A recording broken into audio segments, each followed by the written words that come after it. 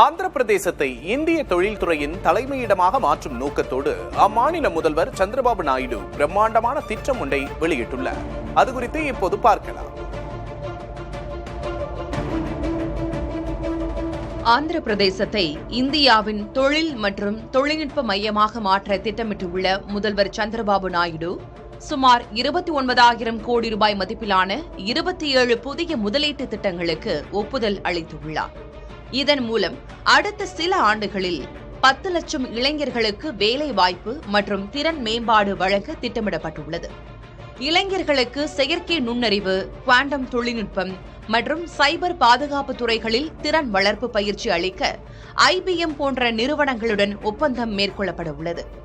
மேலும் விசாகப்பட்டினம், அமராவதி மற்றும் திருப்பதி ஆகிய நகரங்களை மையமாக வைத்து மாநிலத்தின் பொருளாதாரத்தை மாற்றியமைக்கவும் திட்டமிடப்பட்டுள்ளது. அந்த வகையில் கூகுள் போன்ற உலகளாவிய நிறுவனங்களின் உதவியுடன் AI ஆய்வுக்கூடங்கள் மற்றும் நாட்டின் முதல் குவாண்டம் பல்கலைக்கழகத்தை அமைக்கவும் இலக்கு நிர்ணயித்துள்ளார் முதல்வர் சந்திரபாபு நாயுடு. இதன் மூலம் ஆந்திராவை 2026ஆம் ஆண்டுக்குள் இந்தியாவின் டிஜிட்டல் மற்றும் உற்பத்தி துறையின் முன்னணி மாநிலமாக மாற்ற உள்ளதாகவும் சந்திரபாபு நாயுடு உறுதியளித்துள்ளார்.